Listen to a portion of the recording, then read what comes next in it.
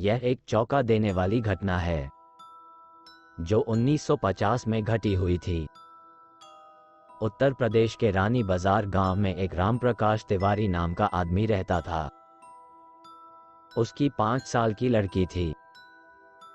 उसे कैंसर की बीमारी थी और उसकी कई जगह से इलाज कराने के बाद भी वह जिंदा ना बच सकी।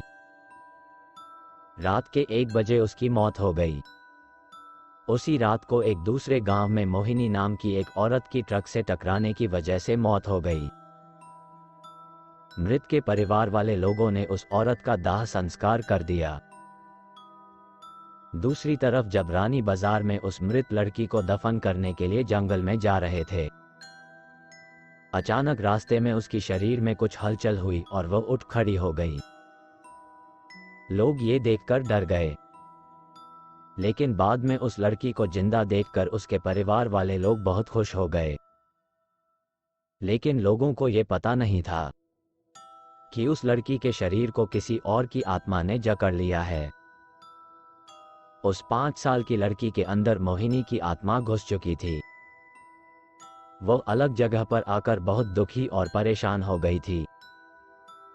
उसका खाना खाने में भी मन नहीं लगता था, लेकिन उसकी माँ उसे अपने हाथों से खाना खिला देती थी। एक दिन वह लड़की अपनी माँ के साथ उसके मामा जी के घर जा रही थी और रास्ते में अचानक वह जगह आई जहां मोहिनी की ट्रक से मौत हो गई थी। उस बच्ची ने अपनी माँ को इशारा करके बताया कि यह रास्ता उसके गांव की तरफ जाता है। उसकी माँ ने उसकी बातों को अनसुना कर दिया और अपने मामा जी के घर पहुंच गई। उसके मामा जी के घर के पास मोहिनी के गांव की एक औरत सिमरन किसी काम से आई हुई थी। मोहिनी की आत्मा ने उसको पहचान कर उसको आवाज देने लगी। सिमरन को लड़की के मुंह से अपना नाम सुनकर आश्चर्य हुआ। सिमरन के पूछने पर उस लड़की ने उसको अपनी पूरी घटना बता दी और बोली कि मेरी मौत से पहले ही मेरे घर वालों ने मुझे जला दिया और इस बच्ची की खाली शरीर को देखकर इसमें रहने लगी। जब सिमरन ने यह बात सुनी तो उसने अपने गांव जाकर सारे गांव वाले लोगों को यह बात बता दी और उसका पूरा परिवार मोहिनी से मिलने आ गया।